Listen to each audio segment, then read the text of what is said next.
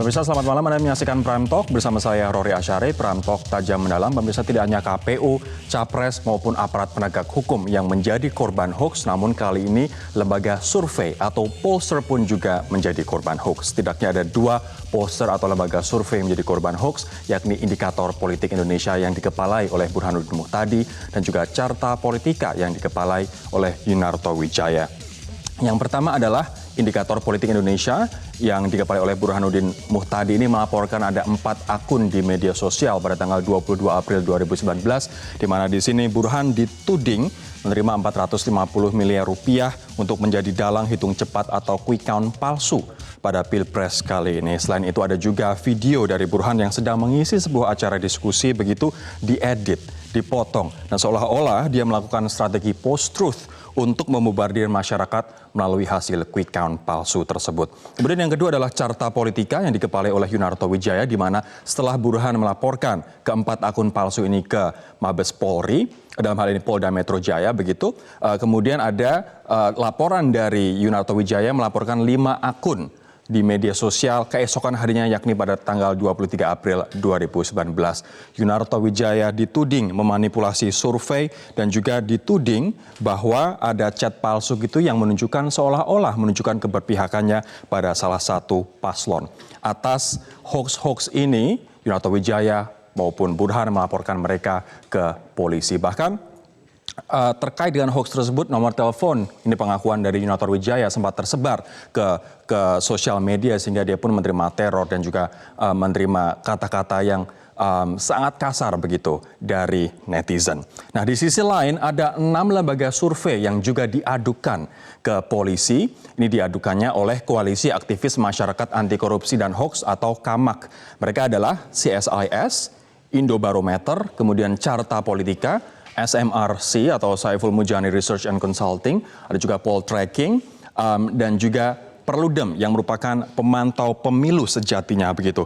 Kita sudah tahu alasan kenapa mereka dilaporkan dikarenakan memenangkan paslon 01 dalam hasil quick count, tapi kita tahu bahwa quick count merupakan scientific evidence atau sesuatu yang sangat ilmiah begitu, diuji, dan dari tahun 2004 hingga pemilu 2009, pemilu 2014 kita tahu bahwa quick count dikarenakan scientificalnya mereka tidak pernah salah dalam memprediksi hasil Pilpres. Dan kita tahu dengan pasti bahwa lembaga-lembaga yang dilaporkan tadi pada tahun 2014 mereka benar dalam memprediksi output dari Pilpres, di mana kita tahu bahwa ini merupakan real count KPU di tahun 2014, di mana Jokowi Yusuf Kala memperoleh 53,15%, sementara Prabowo Hatta pada waktu itu 46,85%. Lembaga-lembaga survei yang kita tahu kredibel ini dengan benar dan juga dengan tepat memprediksi hasil quick count dari hasil real count dari KPU. Kita lihat bersama indikator 52,47%, kemudian SMRC 52,91%, CSIS dan Cyrus 52,1%, Poll Tracking 53,37%, dan LSI DNIJA 53,37%. Bandingkan angka-angka ini pemirsa dengan apa yang diperoleh Jokowi JK pada waktu itu, yakni 53% menurut hasil penghitungan real count oleh KPU. Jaraknya hanya 0,5 sampai dengan 1,5% pada waktu itu dari 5 lembaga survei. Nah, apa kabar hasil dari real count KPU sampai dengan malam hari ini? Sudah ada 29 survei yang 29% TPS yang masuk di KPU. Namun ini adalah hasil dari quick count teman-teman lembaga survei yang sudah keluar beberapa hari ini, di mana ini merupakan indikator politik 54,59, 45,41 untuk paslon 02, data masuk 99,93%. Semuanya menyatakan kemenangan paslon 01, Indikator, SMRC, Carta, Poll Tracking, Indobarometer, dan juga LSI DNIJA. Mereka-mereka yang pada tahun 2014 lalu pun secara benar memprediksi hasil Pilpres. Nah, pertanyaannya kemudian, kenapa lembaga survei juga menjadi korban serangan hoax? Apa motif dari orang-orang yang punya kepentingan untuk menyerang lembaga survei? Nah, satu lagi pemirsa, ini adalah hasil real count seperti yang tadi disampaikan.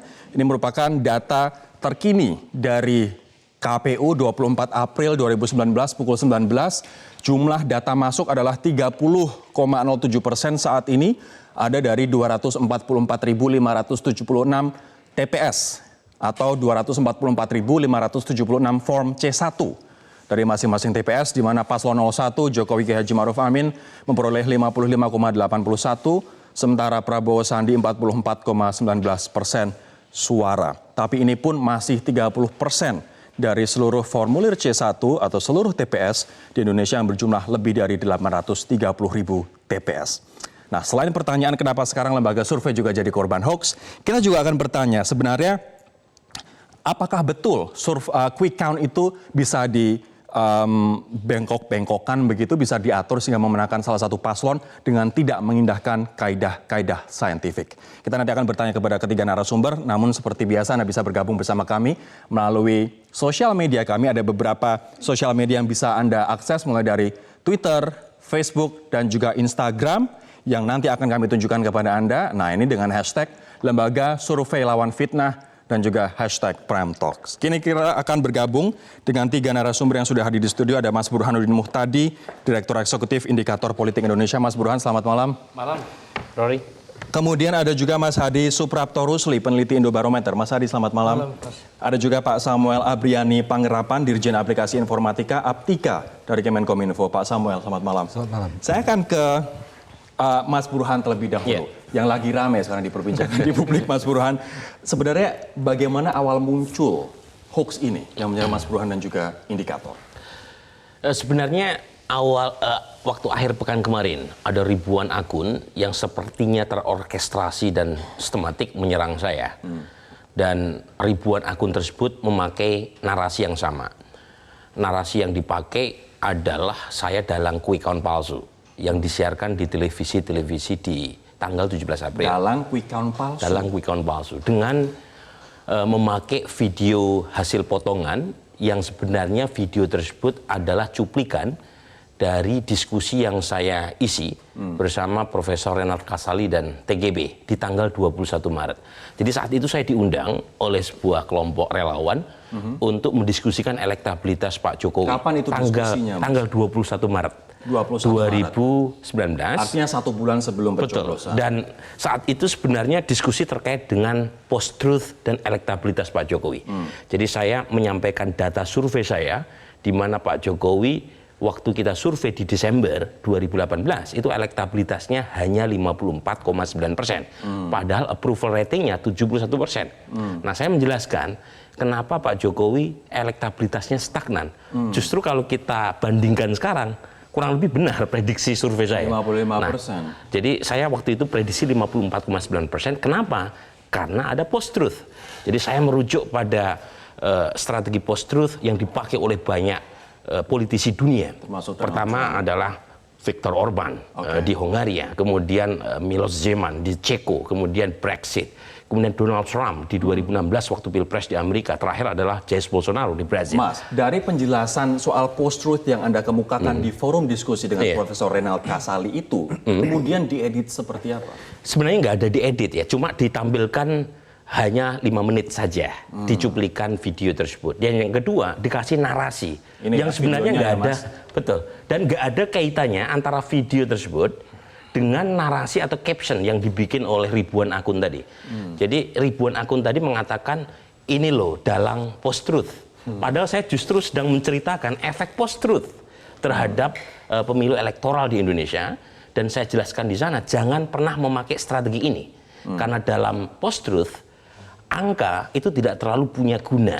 Jadi saya ingin mengatakan objective truth tidak terlalu punya dampak, yang punya dampak adalah emotional truth. Tapi dikarenakan video yang dipotong, justru malah mereka menuding Anda menggunakan strategi post-truth untuk memasukkan quick count. Dan kemudian saya disebut menerima bayaran 450 miliar untuk menjalankan operasi post-truth di Indonesia. Saya ingin konfirmasi juga Mas Burhan, betul nggak itu tudingan 450 M, Mas?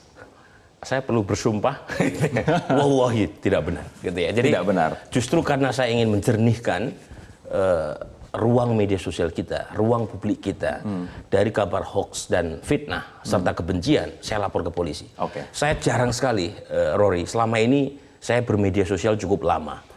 Saya punya akun Instagram, punya akun Facebook, punya akun Twitter. orang membuli saya anggap itu bagian dari dinamika sosial biasa. Tapi ini sudah kali ini sudah keterlaluan. Oke. Pertama bukan hanya menyerang martabat dan kredibilitas saya, tapi juga merugikan surveyor saya, kemudian juga lembaga survei secara umum. Dan yang paling penting, kita ingin memulihkan kepercayaan diri kita terhadap data dan ilmu pengetahuan. Baik, saya akan ke Mas Hadi sekarang. Kenapa sekarang giliran lembaga survei, Mas, yang diserang? Bahwa kita tahu lembaga survei track recordnya dari tahun 2004, Metro TV pertama kali dengan lembaga survei pada waktu itu menampilkan quick count. 2014 ya sudahlah, ada dua versi begitu yang kemudian kita tahu dramanya seperti apa. Tapi 2019 kita tahu bahwa lembaga survei sekarang sekata. 8 sampai dengan 13 lembaga survei mengatakan bahwa pemenang quick count adalah 01. Nah, kenapa sekarang lembaga survei diserang? Saya kira salah satu tujuan mereka itu adalah untuk bagaimana masyarakat itu untuk tidak percaya. Bagaimana masyarakat untuk tidak percaya dengan data-data yang dikeluarkan oleh lembaga survei, baik itu hasil quick count misalnya. Yang terakhir kan hasil quick count, itu seolah-olah diputar faktanya bahwa hasil quick count-nya abal-abal, kemudian direkayasa dan sebagainya. Dan saya rasa itu tidak benar. Kenapa? Karena yang namanya quick count itu sudah dilakukan secara metodologi statistik, kemudian diolah oleh ahli-ahli yang memang bergerak di bidang statistik. Basisnya quick count ini apa, Mas? Basis quick count ini kan hasil perolehan suara di TPS, sampel C1-nya itu yang diambil. Nah, kemudian itu diambil sampelnya, kita di Indobarometer menggunakan 1.200 sampel. Itu sudah bisa untuk mengambil kesimpulan berapa persen yang bisa kita dapatkan. Oke, strata dari quick count dibandingkan dengan survei sebelum pencoblosan, akurasinya tinggi. Nah, ini harus kita beri penjelasan juga karena ada perbedaan di sana. Jadi bagaimana kita membedakan mana yang quick count, kemudian mana exit poll, kemudian mana yang namanya survei, itu kan berbeda. Dari sampelnya juga berbeda. Jadi kita tidak bisa disamakan cara membaca, itu nggak bisa. Karena yang namanya survei itu kan berbicara persepsi pada waktu itu. Sementara ini adalah form C1 kemudian asli. quick count itu adalah hasil setelah pemungutan suara, form C1-nya. Kemudian exit poll, itulah mereka yang keluar dari TPS, itu sampel. Jadi dari sampelnya aja sudah beda, maka kita tidak bisa membedakan, tidak bisa menyamakan antara quick count, exit poll dengan... Mas Hadi, mungkin ini juga publik perlu diberi penjelasan begitu. Kenapa TPS dengan jumlah 380.000 lebih tersebar di ribuan pulau di Indonesia, kenapa hanya diambil sampel 1.000 atau 2.000 TPS? Ya. Karena kan dalam ilmu statistiknya kan ada sampel. Nah, sampel ini kan diolah, kemudian diolah sampel yang diambil tersebut itu juga harus mencerminkan populasi. Karena kalau seandainya misalkan mereka melakukan quick count diambil, kemudian sampel diambil di basis-basis tertentu. Ya wajar apabila hasilnya bisa menang 62%, 34%. Jadi tidak menggambarkan populasi secara umum. Artinya 1.200 apapun misalnya 1.500 sampai 2.000 itu cukup untuk menggambarkan sekira seluruh cukup. TPS. Dari pengalaman kita selama ini di pemilu di Pilkada 2017, Pilkada DKI, kemudian Pilpres 2014, kemudian 2009, itu sudah membuktikan bahwa selama ini yang namanya quick count belum pernah meleset margin di atas 1%. Dan kemarin pun di 2014 hanya berjarak ya 0,5 sampai dengan 1%-an. Tapi sebentar, saya akan ke Pak Samuel. Pak Samuel, ini hoax pasca Pilpres. Banyak banget, Pak. Tapi sebenarnya seberapa masif data yang dipunya Kominfo terkait dengan hoax-hoax ini? Kita setelah Pilpres itu, pemilu kemarin, kita fokus kepada hoax yang terkait dengan KPU dan Bawaslu sebagai pelaksana jadi pemilu. Jadi supaya marwahnya tetap terjaga dan kita tidak mau ada orang yang mencoba mendiskreditkan itu. Jadi kita dari tanggal 17-nya itu ada 54 sampai tanggal 18, 2 hari kita kumpulkan. Tanggal 19 ada 14, tanggal 28 memang menurun terkait dua lembaga ini ya. Jadi kita memang karena kita punya punya satgas karena kita ingin jaga bahwa wah ini jangan sampai mengacaukan ataupun mendiskreditkan mereka, akhirnya legitimasi mereka tidak ada, itu yang kita jaga. Nah, kalau kita lihat memang sebenarnya kalau bicara tentang media sosial atau ini, memang harus kita di era digital itu harus bicara data. Data itu adalah alat ya untuk membuktikan sesuatu. Kalau memang ada yang memang tidak suka dengan data ini, tunjukkan data itu, dan itu masih argumentasi metodologi. Artinya data dari Persepi, Persatuan Survei Opini Publik sudah dibuka. Sudah. Artinya klaim dari BPN yang mengklaim 02 menang pun seharusnya dibuka. Dan sebenarnya sudah diundang BPN untuk hadir bersama-sama kita buka-bukaan data beberapa hari lalu. Dan kita expose data termasuk pertanyaan publik terkait dengan di mana TPS. Tempat kita melakukan sampling. Jadi itu penting karena bagaimanapun pertanyaan menunjukkan ini kemerataan. Persis. Jadi dan tadi pertanyaan soal 2.000 sampai 6.000 TPS sebagai sampel kita, jangan lihat TPS-nya. Per TPS itu ada pemilih yang menggunakan hak pilihnya. Jadi itu juga bagian dari sampel kami. Ya, dan perhitungan estimasi margin of error tentu saja didasarkan pada proses pengambilan jumlah sampel plus estimasi penghitungannya. Nah, terkait dengan tadi yang disampaikan Pak Asem, mohon maaf saya harus jeda terlebih dahulu. Apa kemudian tindakan dari Kominfo, Pak, dari pemerintah? Kita belum berbicara soal penegakan hukum, tapi dari pemerintah terkait dengan banyaknya hoax yang berusaha mendelegitimasi KPU dan juga Bawaslu. Pasca pemilu kemarin, kami akan kembali membahasnya sesaat lagi.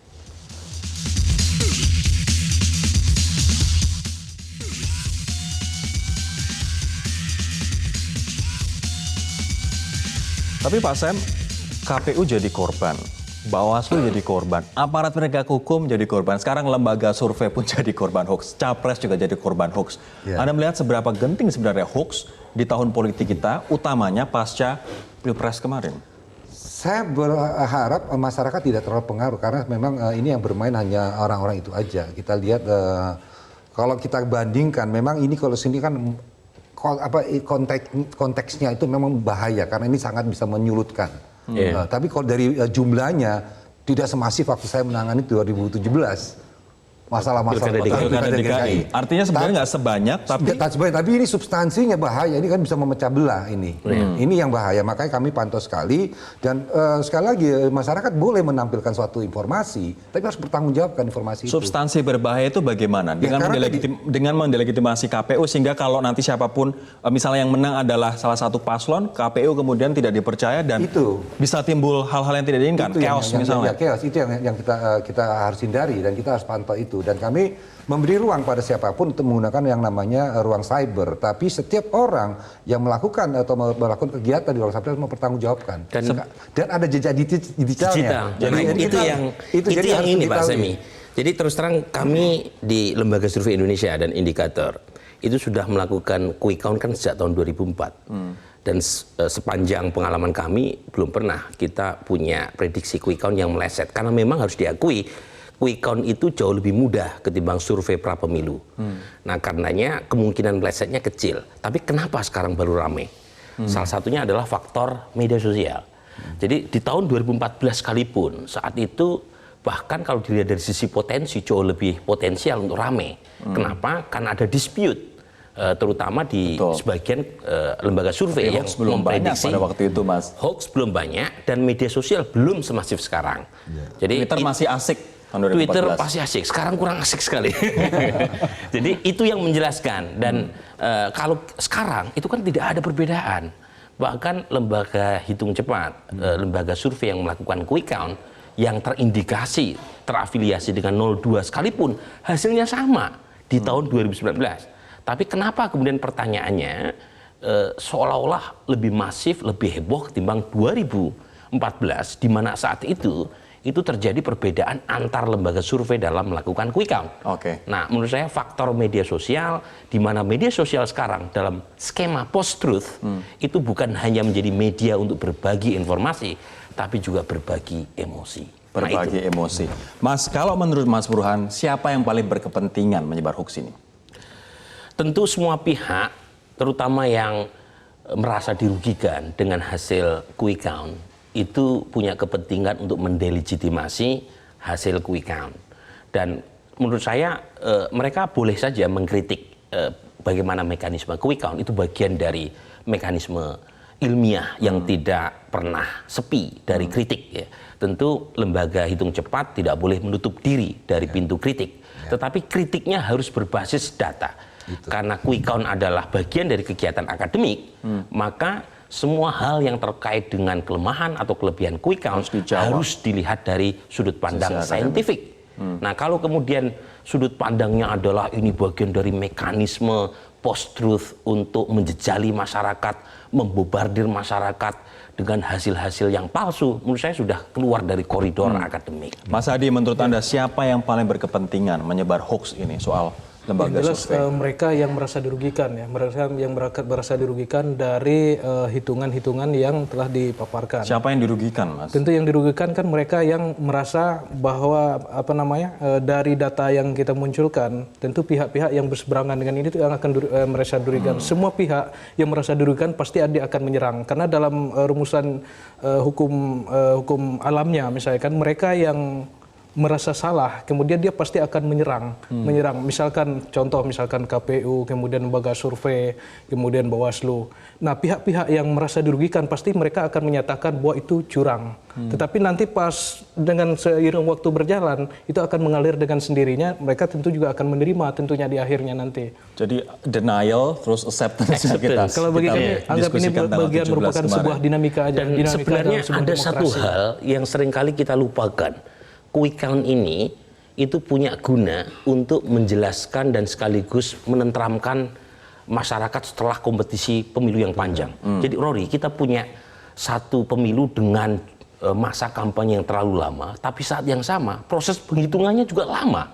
Lebih dari 1 bulan sebelum KPU memutuskan penghitungan manual tanggal 22 Mei. Ini seperti penjaga begitu. Saya tadi diundang oleh kelompok pengusaha besar gitu ya. Kalau tidak ada quick count, bayangkan bagaimana ketidakpastian itu terjadi sampai tanggal 22 Mei. Bukan berarti quick count itu sebagai kata putus dari hasil pemilu, tidak. Quick count paling tidak memberi alat pembanding kepada KPU dan masyarakat agar segera move on.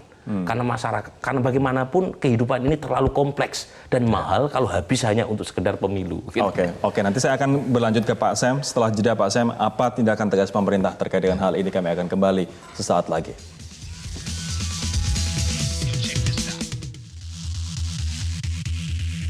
Saya akan kembali ke Pak Samuel. Pak Samuel, maraknya hoax pada tahun politik atau pada pemilu kali ini, kemudian langkah tegas dari pemerintah Kominfo apa, Pak? Kita langkah tegasnya ada 2. Langkah untuk sanksi administrasi kita paling take down atau kita blokir. Dan itu sudah dilakukan. Sudah dilakukan. Salah satunya adalah lembaga pemantau pemilu kemarin. Itu kemarin yang diajukan oleh Bawaslu. Nah, jadi kalau masyarakat harus tahu kalau kita melakukan blokir itu sanksi administratif. Dan pada saat kita melakukan pemblokiran, kita sudah punya bukti hukum yang kuat. Karena kita tahu zaman now ini nggak mungkin kalau pemerintah nggak punya bukti kuat bisa di fire back ke kita atau bisa dituntut kita balik gitu. Jadi sanksinya adalah pertama kita kasih blokir. Tapi untuk hal-hal yang tertentu yang wah ini sudah pelanggaran ini nggak bisa ditolerir, kita langsung proses hukum. Mas Burhan melaporkan 4 akun. Mas Toto melaporkan 5 akun, sampai sejauh ini kira-kira berapa akun yang sudah diblokir Kominfo? Kalau akun kita nggak terlalu banyak, karena kebanyakan website. Akun ada, tapi kok biasanya violation-nya sudah violation undang-undang dan violation daripada platform. Harus ada 2. Dan kebanyakan kalau akun, itu sudah dilakukan oleh platform. Begitu kita laporkan, itu langsung dia ada proses. Malah lebih cepat kalau akun tuh dilaporkan langsung ke platform daripada ke pemerintah. Kok ke pemerintah konten biasanya. Nah, tapi kalau kontennya sudah berbanyak baru akunnya akunnya harus disuspend. Gitu. Tapi bagaimana kerjasama pemerintah dengan platform itu, Twitter, Facebook, untuk misalnya memberangus pembuat hoax di sosial media, Pak? Nah, gini, biasanya kita hoax itunya juga lebih arahnya harus ada dampak yang ininya. Jadi hoax itu kan harus kalau ada hoax pasti harus ditambahin hoax. Nah, ini kita akan merubah aturan kita. Bentar lagi kita akan resmikan. Jadi begitu ada hoax, si platform harus menerbitkan yang bukan hoaxnya. Jadi kita produksi, kita ada gini. Platform ada kewajiban untuk membantah, tapi membantahnya di situ platform juga. Itu. Cuma memang gini, Pak. Ini era medsos yang tadi saya sampaikan membuat klarifikasi yang saya lakukan ketika hoax ribuan menyerang saya. Itu betul-betul luar biasa capek. Karena begini, kalau kita mengklarifikasi dengan data yang sebenarnya, itu ibarat geometri, itu kita hanya mengikuti deret hitung. Tetapi hoax tadi, itu viralnya itu mengikuti deret ukur. Jadi nggak pernah nyampe The harm has been done, begitu Mas. Mau seberapa kuat kita klarifikasi? Nah, akhirnya kan susah. saya melakukan langkah terakhir. Saya lapor ke Barreskrim, bagian cybercrime, dan memang saya merasa 2 hari terakhir itu dampaknya berkurang drastis. Oke. Sebelumnya saya berkali-kali mengcounter 1-2 lewat akun Twitter saya, akun Facebook saya. Itu saya nyaris kelelahan untuk mengikuti logika. Karena tujuannya memang untuk menyerang, bukan untuk berargumentasi. Mas Burhan, tadi Mas mengatakan bahwa termasuk indikator, kemudian Indobarometer di Persepi sudah membuka data yang menantang pihak-pihak lain, utamanya misalnya BPN atas klaim real count internal mereka untuk sama-sama membuka data begitu. Jelaskan kepada kami kenapa data yang dipunya oleh Persepi dan juga teman-teman lembaga survei harus kemudian dibandingkan dengan data yang dimiliki oleh BPN. Signifikasinya apa? Sebenarnya apple to apple-nya jika data dari lembaga yang melakukan quick count itu dibandingkan dengan KPU. Itu apple to apple. Karena bagaimanapun sejarah pertama kali quick count ada, itu tidak bisa dilepaskan dari quick count di Filipina. Dan saat itu gunanya adalah sebagai alat kontrol kecurangan. Jadi jangan lupa, tahun 86, Komlek, KPU-nya Filipina, itu memutuskan pemenang pemilu adalah Ferdinand Marcos, sang diktator. Tetapi quick count yang dilakukan oleh NAMFREL, National Movement for Free Election di Filipina, itu justru mendeklarasikan kemenangan buat Corazon Aquino. Masyarakat lebih percaya terhadap hasil quick count-nya NAMFREL ketimbang keputusan KPU Filipina. Dan akibatnya turunlah ratusan ribu, jutaan orang di revolusi EDSA. Anda tahu nama lain dari revolusi EDSA? Revolusi quick count. Jadi awalnya itu. Jadi alat deteksi kecurangan itu pula yang terjadi di Yugoslovakia. Quick count menjadi alat kontrol, itu juga yang terjadi di Peru, itu juga yang terjadi di Paraguay. Nah, bahwa kemudian quick count jadi pakai untuk memprediksi pemenang dan yang kalah, itu bonus. Jadi sebenarnya yang bisa kita bandingkan adalah dengan data KPU. Tetapi karena kemarin itu kontroversinya sedemikian luas, jadi Persepi merasa tidak ada salahnya juga mengundang BPN, meskipun akhirnya BPN tidak hadir. Tapi seberapa penting sebenarnya BPN untuk membuka data soal real count internal mereka yang dikatakan bahwa Prabowo Sandi menang 60%, Mas Hadi? Saya kira penting ya untuk diketahui bersama, karena di lembaga survei kita Indobarometer sudah membuka datanya, kemudian ya wajar juga kalau Pak Prabowo mengatakan bahwa beliau unggul 62%, kemudian di awal unggul 52, kemudian unggul 62, bahkan unggul terakhir di angka 80% misalnya. Nah, datanya itu dari mana? Kemudian sampelnya apa? Kemudian kita mau lihat lembaganya apa? Kemudian apa namanya? Sistem pengambilan sampelnya seperti apa? Ini kan harus dibuka, bisa dilihat. Kemudian baru diuji secara kaidah ilmiahnya seperti apa. Jadi enak, jadi masyarakat bisa lihat, oh ini yang benarnya yang mana. Selama ini ajakan untuk BPN membuka data selalu... Saya kira Persepi sudah mengundang kemarin dan tidak hadir ya. Tidak hadir? Tidak hadir. Menurut Anda kenapa tidak hadir, Mas? Ada apa dengan data mereka? Wow, alam bisawab. Karena sampai sekarang juga menurut pengakuan mereka sendiri, data center untuk penghitungan real count-nya juga berpindah-pindah. Saya tidak tahu gitu. Jadi memang pada dasarnya masyarakat harus diajak untuk berpikir kritis. Bahwa lembaga quick count belum tentu benar, iya, kita bukan malaikat. Tetapi saat yang sama jangan menelan mentah-mentah dari pihak sana bahwa seolah-olah apa yang diklaim tadi pasti benar. Saya juga mengkritik pihak TKN meskipun mereka punya argumen data 63% Pak Jokowi menang itu baru data sementara. Tetapi poinnya buat lembaga yang melakukan quick count, terserah mau TKN, mau BPN klaim berapa persen. Yang penting percaya bahwa kita sudah bertindak secara kredibel dan sesuai dengan metode. Dan itu terbukti dengan teman-teman 2 indikator dan juga Indobarometer dari pemilu ke pemilu. Kami akan kembali dengan komentar-komentar Anda pemirsa di sosial media kami. Kami akan membahasnya dengan para narasumber sesaat lagi. Kita akan baca pemirsa pernyataan ataupun komen Anda di sejumlah platform sosial media kami. Kita akan lihat bersama-sama dari Instagram terlebih dahulu. Ada dari Sahuri, yang kalah akan merasa dicurangi, itu sudah biasa. Mari bersama bungkam fitnah dari pihak yang tidak bertanggung jawab. Mas Hadi, benar nggak yang kalah akan selalu merasa dicurangi, Mas? Kecenderungannya sebegitu. Jadi selalu yang disalahkan, biasanya yang salah itu pasti KPU. kemudian Bawaslu misalnya kan. Nah kemudian pas proses penghitungan di pengadilan sekalipun dalam proses pengadilan yang selalu misalnya yang korban, yang tersangka itu selalu mengatakan tidak bersalah dan sebagainya. Tapi pas dibuka data baru mereka juga mengakui. Sebentar, tapi kalau kita bercermin di tahun 2014 ketika kasus ini kemudian dipersengketakan di Mahkamah Konstitusi, data-data kemudian disajikan, apa catatan Anda soal putusan dan juga proses persidangan di MK tahun Ya, 2014 lalu? selama ini apapun yang baik itu sengketa pilkada, kemudian apalagi pilpres misalkan 2014 yang lalu misalnya, walaupun di saat proses penghitungan selesai, kemudian proses penetapan banyak mengatakan curang dan sebagainya, pas dilempar ke sidang MK dan sebagainya, yang menang ya juga sesuai dengan tidak jauh dengan apa yang dilihat di quick count misalnya. Saya kira begitu. Dan di 2009 waktu kita melakukan quick count, yang banyak protes saat itu politisi dari PD Perjuangan. Karena kebetulan capresnya kalah. Jadi Sebenarnya ini hal yang biasa. Cuma memang sekarang amplifikasinya luar biasa. Kan ada medsos. Gitu. Jadi medsos ini menjadi satu sisi menjadi ruang kanalisasi buat rasa kegundahan, kekesalan, gitu ya, yang membuat mereka kemudian meledakkannya melalui medsos. Baik, sebelum saya ke Pak Sam, kita lihat dulu komentar yang kedua, juga masih dari Instagram, kita lihat bersama-sama. Ada Ajeng Kim Park, tidak legowo sama sekali, sekarang yang diserang malah lembaga survei. Boya legowo, tunggu hasil resmi KPK. Pak Sam ada komentar soal ini? Ya memang tentang pemilu kita harus tunggu. Kalau tadi jadi indikator, jadi sebenarnya tadi quick count itu sebagai indikator supaya masa tunggunya ini tidak menimbulkan kegaduhan. Bukan kegaduhan, gundah gulana itu.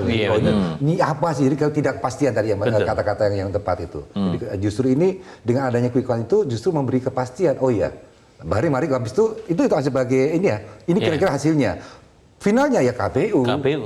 Mas Burhan, kalau misalnya melihat narasi yang dibangun akhir-akhir ini, yang mendelegitimasi pemilu, alih-alih kemudian orang-orang akan legowo. Kalau misalnya narasi ini terus dibangun bahwa KPU curang, narasi terus dibangun bahwa KPU berpihak, apa yang paling Anda khawatirkan, Mas?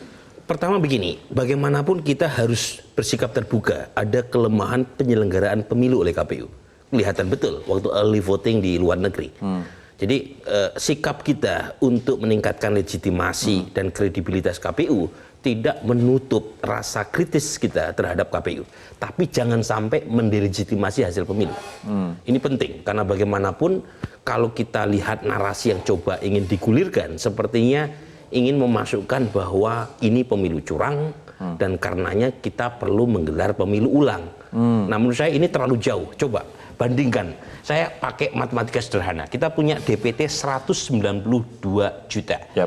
Dari 192 juta berdasarkan hasil quick count, tingkat partisipasi itu diprediksi antara 82 sampai 84%. Nah artinya 82 sampai 84 dari 192 juta itu kurang lebih 160 sampai 165 juta.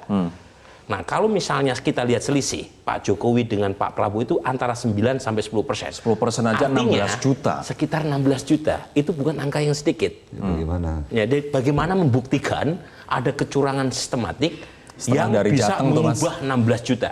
Mungkin ada kecurangan, tapi apakah kecurangannya sistematik atau random? Yang kedua, apakah yang diuntungkan 01 saja atau 02 juga diuntungkan? Kita juga tahu bahwa PSU juga digelar di beberapa wilayah saat ini begitu. Dan itu adalah hanya beberapa TPS dari beberapa wilayah yang sudah menjalankan dari 380.000 TPS. Kami akan kembali membacakan satu komentar Twitter dari Anda pemirsa. Kami akan kembali usai jeda berikut ini.